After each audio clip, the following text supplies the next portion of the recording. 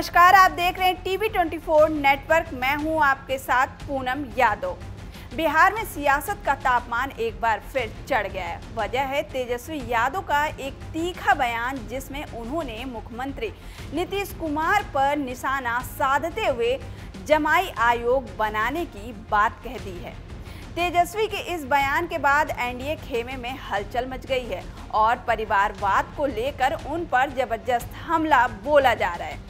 बता दें कि तेजस्वी यादव ने नीतीश कुमार पर आरोप लगाया कि वो अपनों को फायदा पहुंचा रहे हैं। उन्होंने चुटकी लेते हुए कहा कि नीतीश जी, अब तो जमाई आयोग भी बना दीजिए ताकि सब रिश्तेदारों का अच्छे से ख्याल रखा जा सके। तेजस्वी का इशारा नीतीश कुमार के करीबी रिश्तेदारों को सरकार और सिस्टम में मिलने वाले पदों की तरफ था। तभी तेजस्वी यादव की ये टिप्पणी एनडीए नेताओं को पसंद नहीं आई। सबसे पहले जीतन राम मांझी ने अपनी प्रतिक्रिया दी। उसके बाद डिप्टी सीएम विजय सिन्हा और मंत्री अशोक चौधरी भी तेजस्वी पर बरस पड़े। विजय सिन्हा ने कहा कि जो खुद परिवारवाद की उपज है, वे दूसरों पर आरोप लगा रहे हैं। ये पूरी तरह से हास्यास्पद है।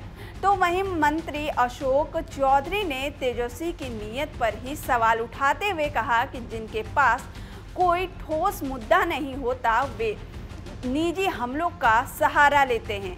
तेजस्वी को पहले अपने गिरेबान में झांक कर देखना चाहिए। आपको बताते चले कि ये विवाद इसीलिए बढ़ा क्योंकि बिहार विधानसभा चुनाव से पहले मंत्रियों और नेताओं के रिश्तेदारों के बीच पदों के बंटवारों को लेकर ये विवाद बढ़ता जा रहा है। जेडीयू के कार्यकारी अध्यक्ष संजय झा की बेटियों को सुप्रीम कोर्ट में सरकार का वकील बनाने, पूर्व आईएएस और सीएम के प्रधान सचिव दीपक कुमार की पत्नी को महिला आयोग का सदस्य बनाने और बिहार सरकार के मंत्री अशोक चौधरी के दामाद सायन कुणाल को धार्मिक न्याय पार्षद का सदस्य बनाने पर आरजेडी ने सरकार पर निशाना साधा है। तेजस्वी यादव ने आयोग में नेताओं के रिश्तेदारों के बीच पदों के बंटवारे पर तंज कसते हुए कहा कि सरकार को एक जमाई आयोग भी बना देना चाहिए। वहीं जेडीयू की ओर से मंत्री अशोक चौधरी पूरे मामले पर सफाई देते हुए आरजेडी के आरोपों को बेबुनियाद बताया।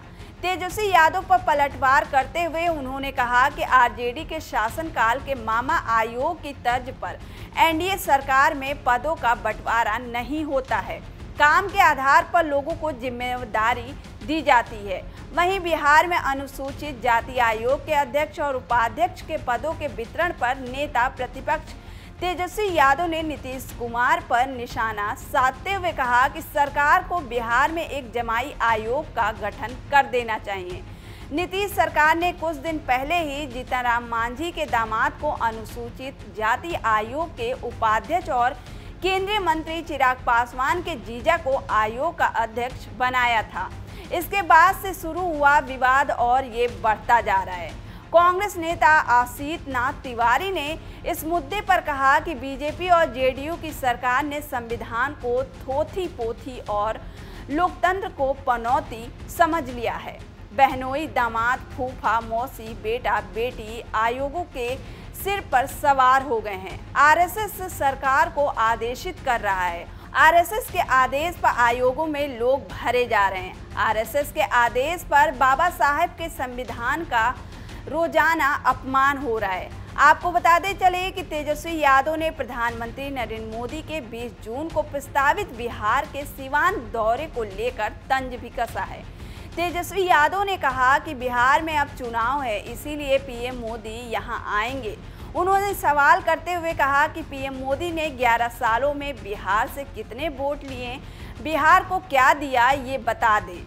बिहार में कितनी चीनी मिलें खुली हैं, ये बता दें।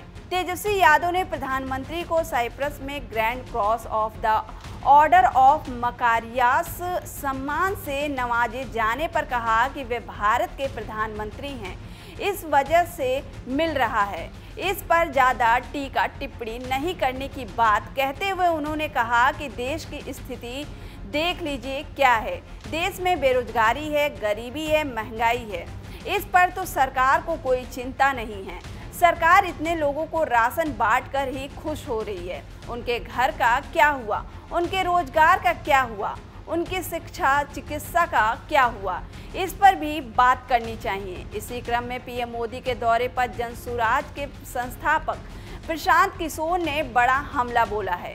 प्रशांत किशोर ने कहा, मोदी जी आने वाले हैं, इसमें नया क्या बात है, चुनाव है तो हर महीने आएंगे। प्रशांत किशोर ने आगे कहा कि बिहार की गरीब जनता के पैसे से आकर यहां पर सभा करेंगे और वही बात बताएंगे कि आप लोगों को 4 किलो अनाज दे दिए, पाकिस्तान को सबक सिखा दिए, मंदिर बना दिए।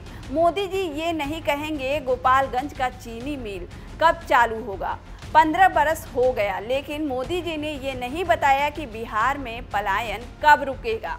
बहरहाल इस बार बिहार में चुनावी साल है और ऐसे में रिश्तों को लेकर राजनीति गर्मा गई है। बेटा, दामाद और पत्नी को अहम पदों पर बैठाने को लेकर तेजस्वी ने नीतीश सरकार को कटघरे में खड़ा किया है, तो वहीं एनडीए भी तेजस्वी को उनके परिवारवाद राजनीतिक इतिहास की याद दिला रहा है। कुल मिलाकर तेजस्वी यादव के जमाई आयोग वाले बयान ने बिहार की राजनीति को और अधिक तेज तंज और तीखे आरोपों से भर दिया है।